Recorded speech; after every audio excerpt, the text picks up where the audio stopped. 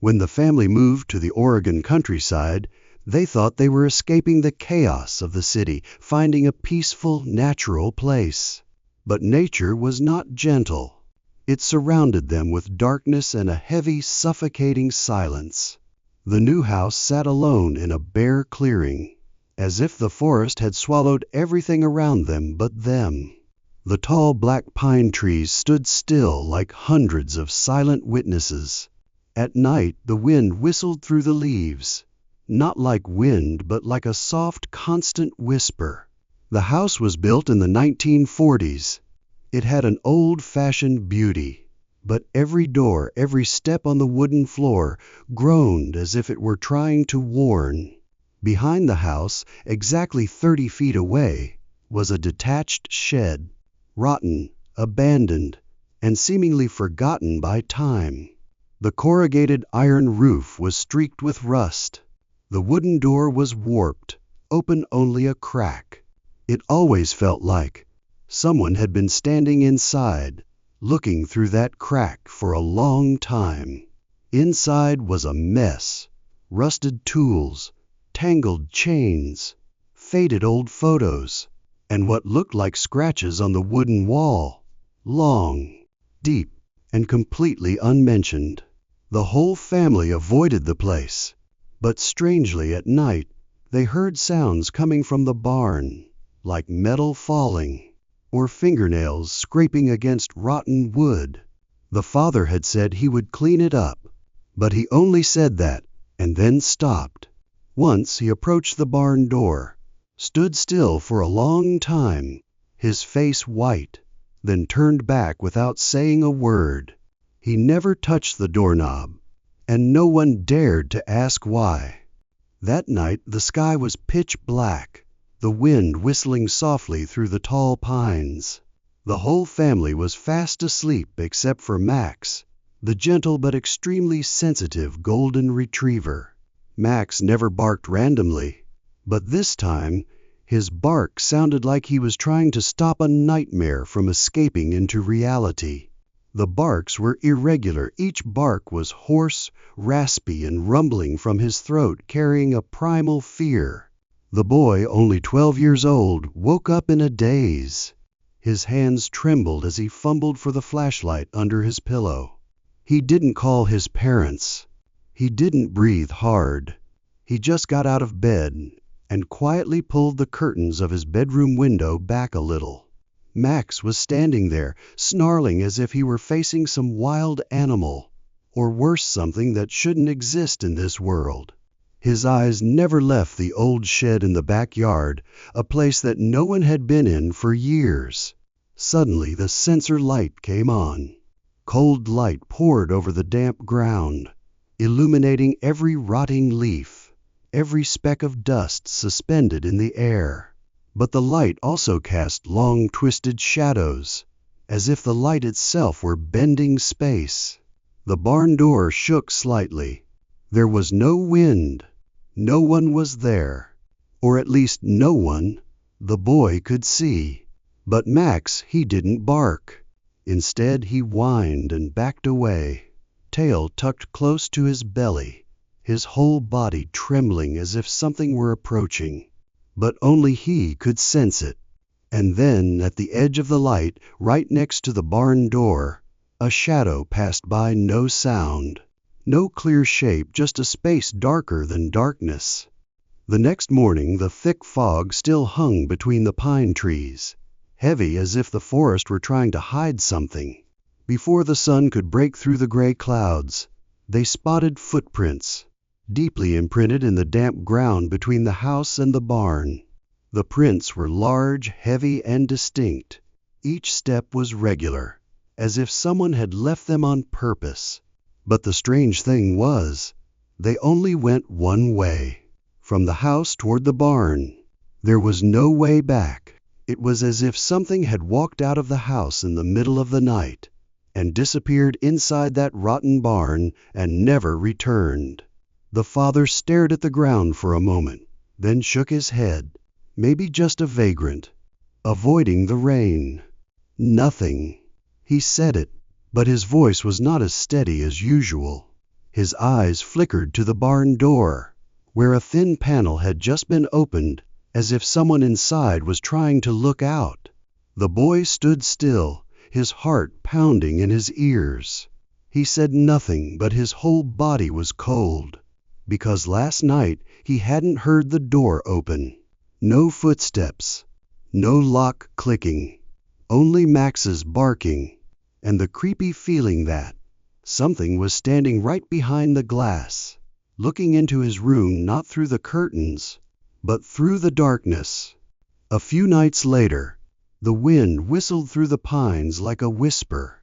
The house was silent in its sleep, except for one small sound, the crunch of gravel under someone's feet, just outside the boy's window. He froze, not daring to move, not daring to breathe. Steps slow, cold, as if someone was in no hurry, but sure. He lifted his hand, shaking, and parted the curtains with 2 fingers. His eyes met with horror. The sensor light turned on with a dry click. He stood there, a man unnaturally tall, with thin shoulders that seemed stretched, clad in a gray cloak that was crumpled, damp and sodden, as if he had just stepped out of the ground. His face was swallowed by the darkness, but he knew he was looking straight at him, not moving, not blinking, just standing there as if he had been standing there for a long time. Then the light went out. Darkness swallowed everything again. The boy backed away, falling off the bed, his heart pounding. Not a sound. Not a sound of retreating footsteps. Nothing. Just darkness, and the feeling that someone was still there, just outside the glass door, breathing silently with him. He vanished like he'd never been there. The boy rushed into his parents' room, his face pale, speechless. The father snatched the shotgun from the corner of the cupboard, silently but fiercely. He said nothing, just nodded and walked out of the house. It was cold outside, the moonlight dim as if being swallowed by something. No one was there, only footprints, new, clear, leading to the same place, the shed. The father swallowed, inserted the key into the lock. His hand shook, the key clicked, a small sound, but it sounded like claws scratching at the door of faith. He pushed open the 2 wooden doors. Inside were only old tools, thick dust, cobwebs covered the ceiling. The smell of damp wood and rusted metal lingered in his throat, like something had died in there. The father shined the flashlight around the room. The light flickered. Then suddenly it stopped. A corner of the wall at the back, where the wall was peeling away, opened. A small crack, no wider than an arm, but deep, dark, as if waiting. The father bent down, about to shine the flashlight in. The boy, standing behind him, suddenly heard a whisper coming from inside the dark crack, very soft, like fingernails lightly scratching the inside of a skull. He pulled the flashlight back immediately. The door slammed shut, locked. No one said anything, but they both knew there was something in there. Not a tool, not a mouse, not the wind. It was waiting, and it knew they had seen the crack. Weeks passed. Then one cold morning, Max was gone. No barking, no trace. Just the collar lying on the steps, covered in mud and what looked like scratches. The family went out to look. The woods, dirt roads, black streams and misty trails. Nothing. As if Max had never existed. The boy sat motionless by the window all day, clutching the collar. He called the dog's name softly, over and over, believing, hoping, that Max would come back. But that night something else came back. The wind didn't blow. but the curtains moved as if some hand from outside was pulling them back. The sensor light didn't come on. The house was suffocatingly quiet. Then, a rustling sound. Close. Right under his window. Something was scratching the wood. Rhythmically. Patiently. As if it knew he was listening. He shuddered back, clutching the necklace. Another sound. Click. Like claws on glass. Slow. Deliberate. The boy pressed his face against the wall, closing his eyes tightly. And from outside, a voice spoke softly, shrill, distorted, as if trying to imitate a human voice. Max is back. As the clock struck 3:00 a.m., the boy was jolted awake by a chilling sound. The back door hinges screeching, as if someone was trying to open them slowly, so as not to wake anyone. His heart was pounding. But he wasn't alone. His father had been standing in the hallway for some time, his hand on the gun, his face pale, his eyes unblinking as if he had been awake all along, waiting for something. They didn't say a word. They just walked silently to the back door, as if any noise would call the thing into the house. The sensor light came on, and there he was. A tall, thin figure stood in the middle of the misty yard, right in front of the rotting barn. But this time he didn't come empty-handed. His right hand a long, rusty, warped knife that looked like it had been used to butcher hundreds of animals. Or worse. His left hand, Max's necklace. No longer warm gold, the necklace was wet, smeared with something dark red, mixed with a few sticky dog hairs. It wasn't thrown away, he held it up, like a sick greeting. Dad raised his gun, shouted, "Who's there?" But he didn't move, didn't blink, didn't answer. He tilted his head, slowly, as if he was listening to something else, not them. The sensor light flickered. The moment the light came back on, he was gone. No footsteps, no running. Only the wet trace of the necklace remained, right on the doorstep, as if he wanted them to know he had gotten in and could come back. The police came at dawn, when the forest mist was still thick, wrapping itself around the tree trunks like white fingers. No one laughed. No one spoke. They just stood there, staring at the old barn door, as if it were looking back at them. When they broke it down again, it didn't just opened its mouth. There was no more clutter inside. All the old junk, the cobwebs, the dust gone without a trace, as if something had wiped it all away in preparation. The floor was cold, bare, but not empty. Symbols, drawings carved into the dirt as if a bleeding hand had been scratching it for hours. They were squiggly, repetitive, not part of any language or religion known to man. In the corner of the room, under the shaky light of a flashlight, they saw bones, a jumble, small, large, broken. Some were yellowed, some still had flesh clinging to them. None of the skulls were whole. It was unclear whether they were dogs, deer, or something else. An officer bent down, then immediately backed away, his hand covering his mouth. My God, this has human teeth. Behind them the wind howled, but not from the forest. From below the floor, a sigh, long, hidden in the ground. Someone whispered in a voice that was neither male nor female, neither old nor young. It's been hungry for so long. Behind a thin panel in the warehouse wall, covered with cobwebs and rusty hooks, an officer noticed something unusual. He tapped. The sound was hollow, unfamiliar. They removed the panel. A dark well-like opening opened. Inside, an old backpack, worn, soiled, as if it had been there for years, or had been hidden only last night. Inside the backpack, leather wallets, more than a dozen. Some still had family photos, wristwatches stopped at different times, children's jackets, still smelling of cold mold and stained with something dark brown.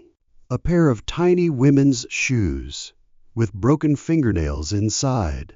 None of them belonged to this family, but each one had memories.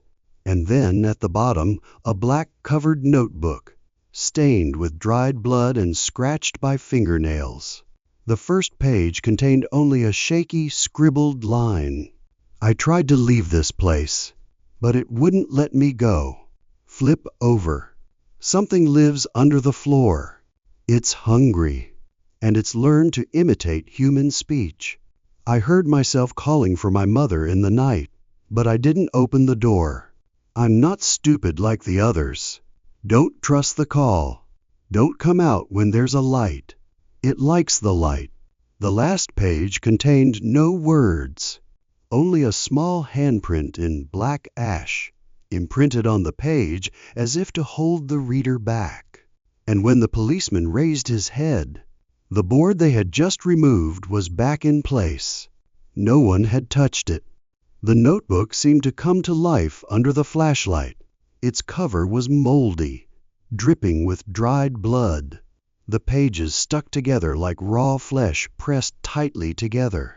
When they opened it, a foul smell rose up. Whether it was mold or the corpse that had held the notebook, they couldn't tell.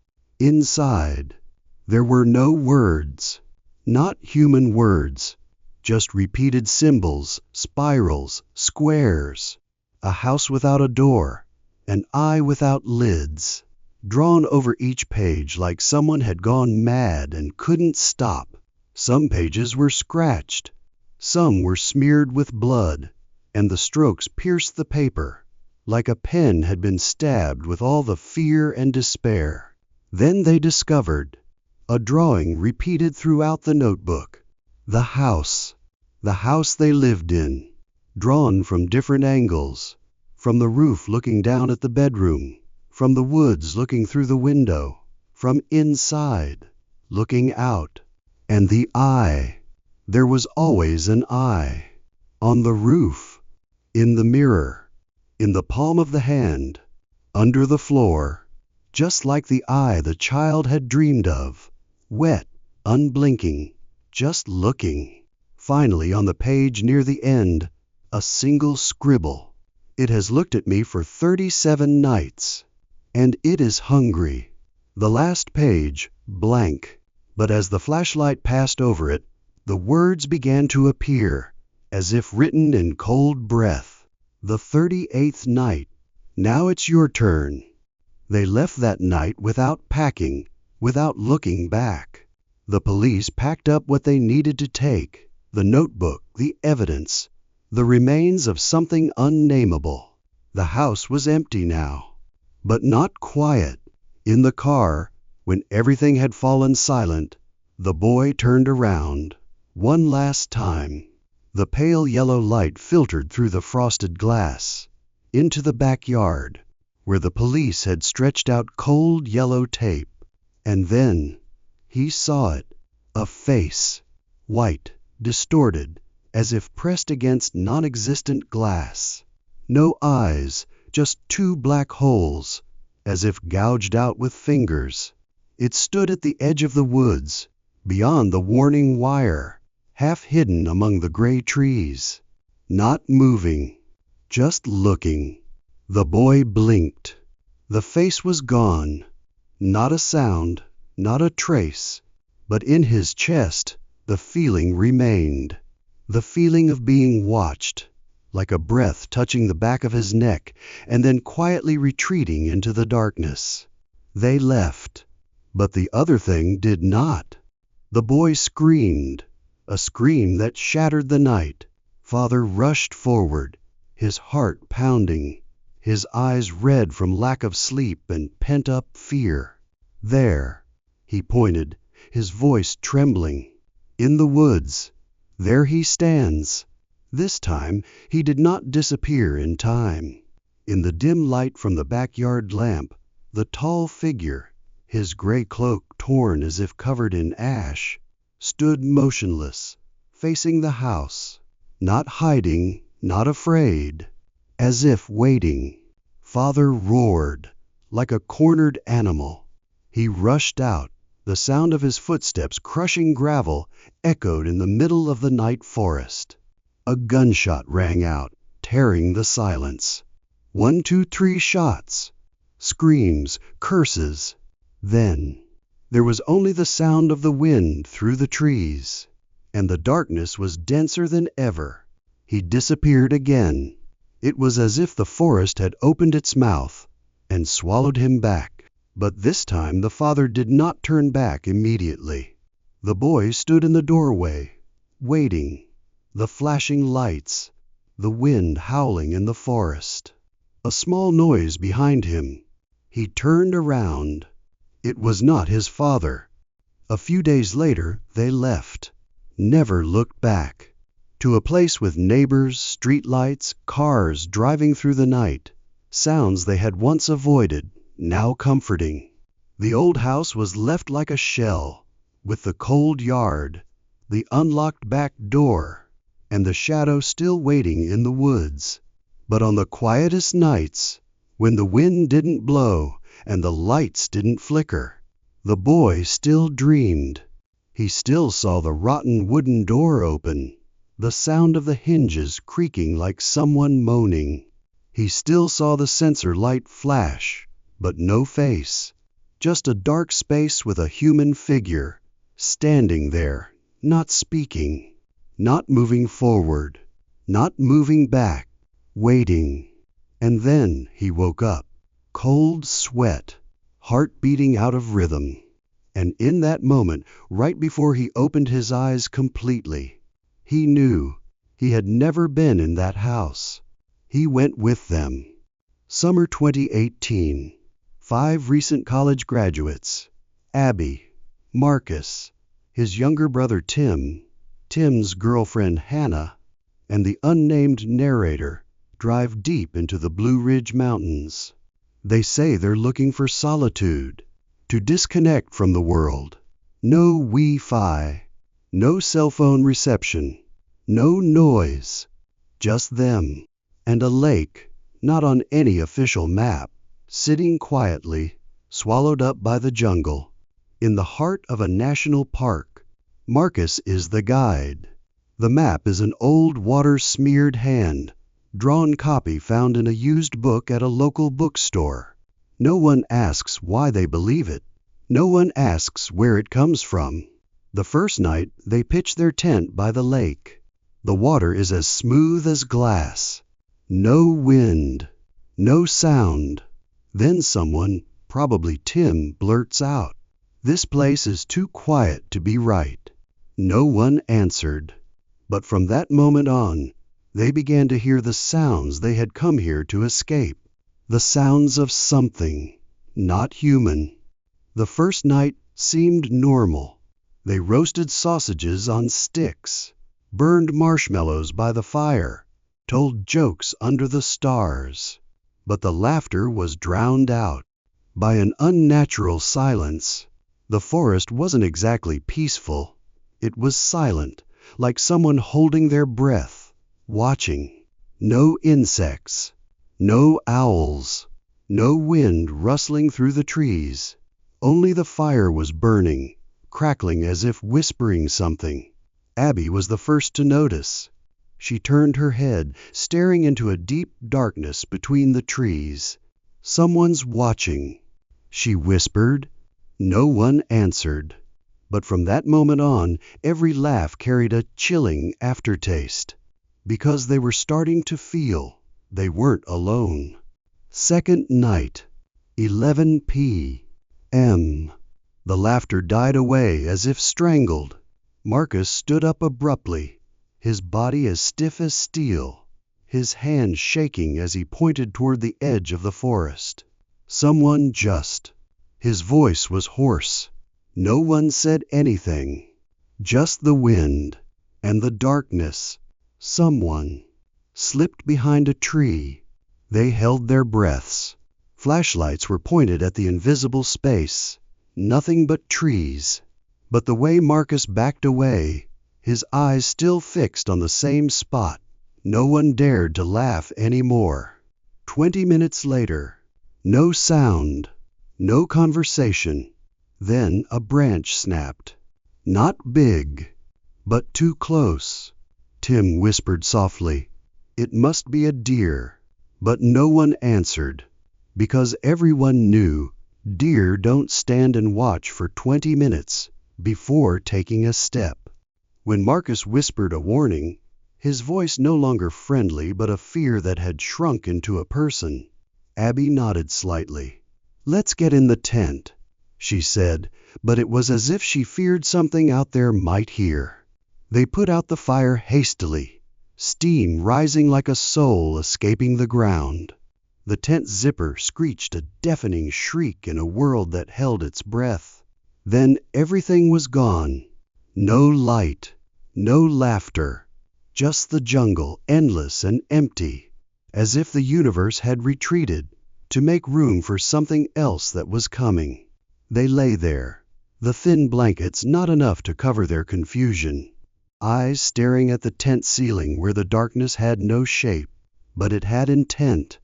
Sometime after midnight, one of them woke up not knowing why. No dreams, no sounds, just one thing that made the flesh tense. Breathing, heavy, hoarse, close enough that it was as if someone was leaning close to the tent, only a thin layer of fabric separating them. No footsteps, no rustling of leaves, no light, just ragged breaths, dragging down the throat like those of someone who had smoked his lungs out. It moved, slowly, almost creeping around the edge of the tent. No footsteps, just breath, sliding across the fabric, stopping at the head of the bed. The light nylon bulged. Something was standing there, looking right through. The person in the tent clenched his teeth, not daring to breathe. His heart was pounding in his chest. The thing outside was silent. But it didn't leave. 1 second, 5 seconds, a minute, then a broken breath, almost a stifled laugh. And then there was only dead silence. The next morning, breakfast was as silent as a funeral. No one touched the food. Marcus was the first to break the silence. His voice was dry. "Someone was walking around the tent last night. I heard steps." Hannah didn't look up, just nodded. "Me too." But not just footsteps. There was something, scratching on the fabric. Tim bowed his head, pursed his lips. "I got up early. About 4. I swear someone was standing near the fire. Couldn't see clearly, but something was moving." They left the campsite quietly, scanning the area. And then they saw it. Footprints. More than one. They circled all 3 tents, circle after circle, as if someone was walking in circles, watching, waiting. There was a deep print in the mud, a bare foot, unusually long toes, misshapen heel prints. The mark went on for a few steps, then suddenly disappeared among the damp roots, as if the person had never existed. No one said anything, but they all had the same thought. Someone or something had been with them all night. They built a larger fire, the red light flickering, pushing back the lurking darkness. Flashlights were held tightly in their hands, eyes never leaving the surrounding darkness. At 2 a.m., the sound of dry leaves being trampled underfoot rang out. Each step was quiet, but could not hide the heaviness, as if something was creeping closer. Then from the deep darkness, a whisper sounded, chillingly cold. It was unclear whether it was a human voice or a monster. The sound was long and drawn out. as if emerging from a dark mud puddle. Marcus turned on his flashlight, the flash piercing through the thick shade. A naked man covered in mud crouched like a wild beast, hiding behind an old tree. His wild, mad gaze met Marcus's, and in a moment he rushed like a wounded animal, straight into the thick night, swallowed by the bottomless darkness. The sound of hurried footsteps, hoarse screams and panting still echoed in the cold space. They did not dare to return to hide in the tent outdoors, huddled together, though cold, at least felt safer. Time passed slowly. Sleep abandoned them in the cold darkness of the deep forest. Suddenly a whisper, not from anyone in the group, but cold, haunting, filtering through the trees. "I see you guys." The space suddenly fell silent. All sound seemed swallowed up. Then the zipper began to click, slowly sliding down one section at a time, like an invisible hand was undoing the grip of their lives. The heart pounded in their chests. Panic flared like a raging fire. The gasp, the pounding of the heart echoed in the night they knew. Something was standing right next to them, unseen, only heard and felt, and it was coming. The sound of the zipper stopped abruptly. Not a sound. Only a thick silence like a dense fog enveloped them. That hoarse voice disappeared. That heavy breathing also disappeared into the darkness, as if it had never existed. They screamed, calling to each other through the thin fabric, their hearts in turmoil in extreme panic. Quickly they zipped the tent, locking themselves in the thin fabric cage, as if trying to hold on to a fragile safety in the dark night. All night they did not dare to breathe, did not dare to move, only knew to lie silently. Each second and minute stretched endlessly, the sound of their hearts beating like war drums in the terrifying silence. When the first light flickered through the canopy, they opened their eyes. Their eyes were sunken. Their skin was pale. Their hearts were still in turmoil.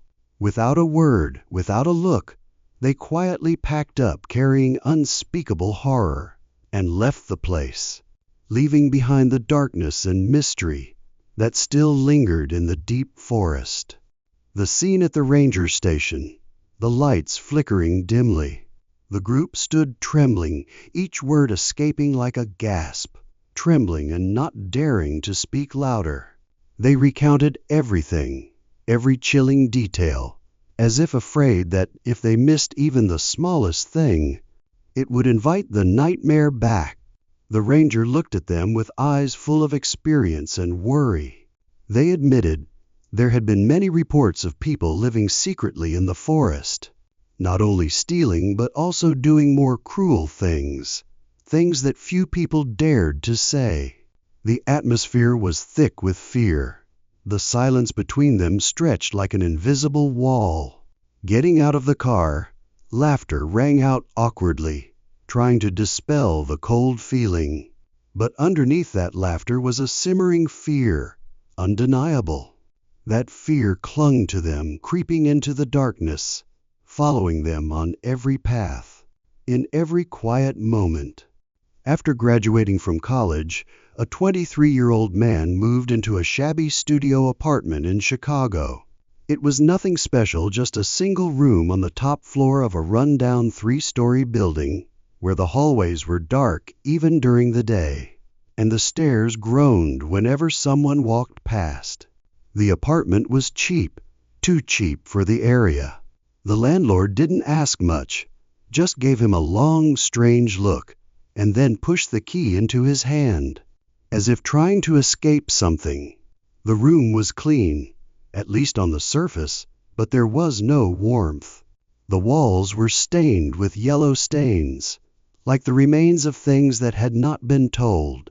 There was no closet, just an old mirror fixed to the wall that he couldn't remove, and a small window that was always closed, because the wind blew in, carrying a musty, stale smell that seemed to come from the basement.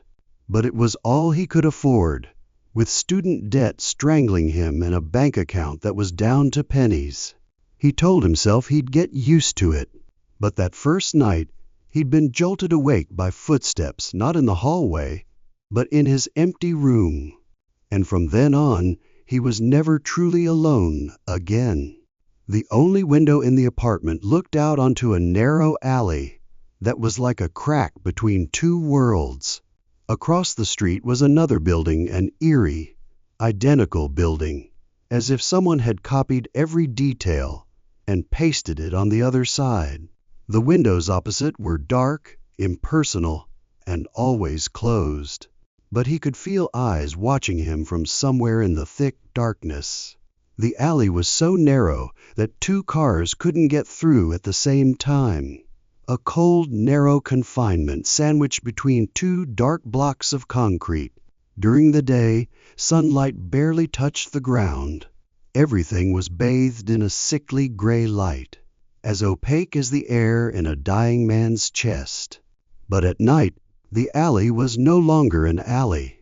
It became a bottomless black hole, a void that swallowed all sound, all movement. Standing at the window and looking down, he could see only darkness staring back at him. And sometimes in that absolute darkness, he thought he saw a figure standing there, motionless, on the other side, but when he blinked, it was gone, or had never been there. He usually came home at 2:30 a.m., exhausted from his hours at the bar, his limbs numb as if the life had been drained from them. Every time he opened the door, the apartment greeted him with a thick silence and a musty smell smoldering in the corners of the ceiling. That night was no different. He flipped the switch, the light flickered a few times before settling, casting a pale yellow light as if reluctant to illuminate anything. He kicked off his shoes, bent down to untie them, and then a sensation crept up his spine. Cold, stiff, abrupt. Not wind, because the windows were closed, but something shifted. He raised his head. From the corner of the room, he stole a glance toward the window. The building across the street was still there, lifeless, motionless, except for one thing. The curtains on the third-floor window, the one facing him, were moving, slightly, very slightly, as if someone had touched them from the inside. He froze, eyes fixed on the pitch blackness across the alley. Nothing, no sound, no one, just the darkness staring back at him. Seconds passed. He tried to make sense of it, the wind, the rats, his imagination. But no, something was wrong. That curtain had been closed for a week, he was sure of it. And now it had just blinked. The next night, it happened again, more clearly this time, undeniably. As he entered the apartment, the ceiling light flicked on. He turned his head instinctively and saw it. A hand. From across the alley, behind a dirty gray curtain, a hand was pulling aside a flap of fabric, slowly, precisely, not too far, just enough to reveal a gap, like a black eye opening, watching.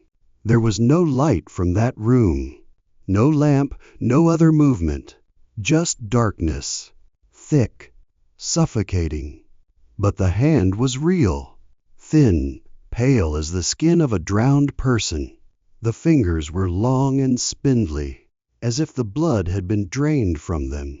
He stood frozen, his heart pounding in his ears. Cold sweat trickled down the back of his neck. He couldn't see a face, couldn't tell if anyone was really there. But he knew. The movement was not accidental, not the wind, not an illusion.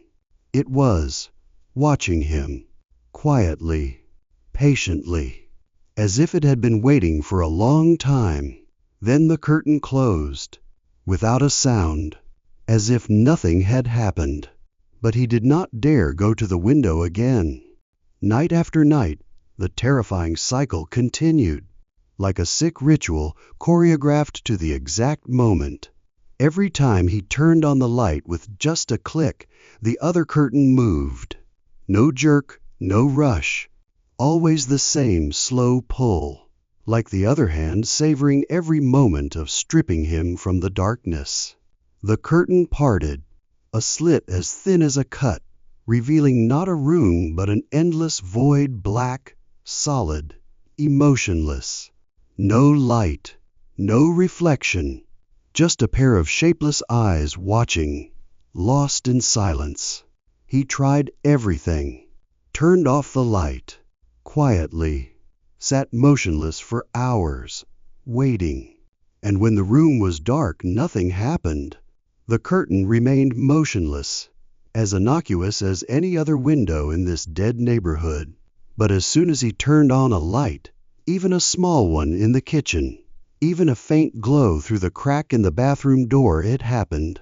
The curtain shivered, and he knew, beyond doubt, someone or something was watching him. Not casually, not harmlessly, but deliberate, steady, purposeful observation. The apartment was no longer a shelter. It had become a glass cage, and he was a creature being watched, every night, every move.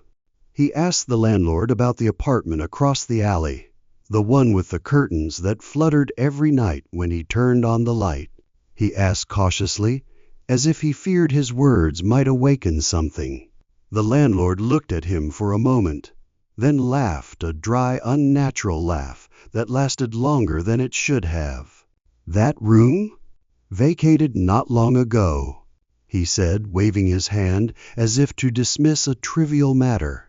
"No electricity, no tenants, nothing. I even sealed the locks last month."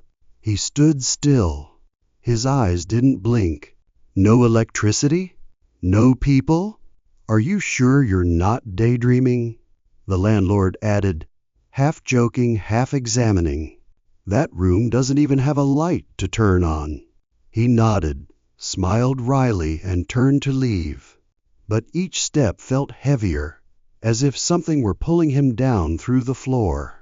And then an unwelcome thought entered his mind. If the place had been abandoned for months, with no one living there, no lights, no movement, then who was behind the curtain? What was watching him every time the light came on? The fear was no longer something vague. It had taken root deep in the heart of the apartment, deep inside him. And tonight he knew it would look again. Only this time it knew he was looking back. Then one night things went beyond the familiar. He got home later than usual, almost 4 a.m. The city had fallen into an eerie silence, where sound was swallowed up, and each streetlight cast a cold light that seemed to illuminate a world that had stopped breathing. When he got to the front door of his apartment, something was wrong. Something was stuck in the crack of the door. He bent down, hoping it was just a boring flyer or a late utility bill. But it wasn't. It was a crumpled piece of paper, damp as if it had been clutched in a sweaty palm for hours. The writing was scribbled, crooked, written in a shaky hand. No name, no explanation, just a single word, standing alone in the middle of the page. Hey, just that. Like a soft call, like a silent knock. His stomach dropped, empty and cold. The long nights of watching, the movements behind the curtains, the feeling of being watched. And now it had crossed the line. It was no longer a distant gaze, no longer across the alley. It was close. It was standing right in front of his house. And the worst part was, it knew he would read. It knew he would understand. He rushed to the window, his heart pounding as if his body were warning him of something unnameable. The blinds across the alley were closed. Not a crack, not a movement, No more invisible eyes watching him from the darkness. There was only absolute silence. A leaden silence, not of peace, but of something paused to wait. He stepped back, trembling like someone who had just escaped an accident and hadn't yet realized he was still alive. His hand fumbled for the phone, calling Jamie. It rang twice. Jamie's voice came through, sleepy but suddenly worried when he heard him say nothing clearly. "Come to me. Now. No questions. Go." He didn't need another word. As soon as he hung up, he ran to the closet, pulling his backpack from under the bed. He took only the essentials: phone, wallet, charger, jacket, a pocket knife he never thought he'd need. Every sound in the room seemed louder than usual. The screech of a zipper like metal scraping against his ears. The thump of footsteps on the floor like someone was pounding behind him. As the apartment door closed behind him, a chill ran down his spine like someone's hand had brushed the back of his neck. He didn't stop, didn't look back, didn't dare, because deep down he knew, if he turned, he'd see the curtain open on the other side. Not on the building across the street, but on the apartment he'd just left. The next day, he insisted on seeing the apartment across the alley. His voice was so cold that even the landlord paused, glancing at him as if wondering whether to agree. Reluctantly, he nodded. They climbed the stairs to the third floor of the building across the street. The old steps creaked under each step, as if they were lamenting after years of neglect. The door opened with a long, drawn-out squeak. The hinges rusted as if no one had touched it in a decade. Inside was a cold space, covered in gray dust from ceiling to floor. No furniture, no footprints, just an eerie, heavy silence, as if the room had been holding its breath for a very long time. The smell inside made him shiver, a musty smell, mixed with a faint, almost imperceptible decay. Unless you had ever smelled something long dead. But what he couldn't take his eyes off of was the window across the street.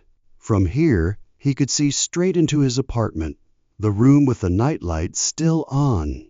Everything was exactly as he'd seen it from the other side, except for one thing. On the dusty windowsill, there were two narrow, clean lines, as if someone had placed a finger there. And leaned against the glass. Someone's finger was watching. Something's finger was no longer there. But then he entered the last room, the only one with a window that looked directly into his own. And there, in the gray cobweb of dust, was a folding iron chair, alone and motionless.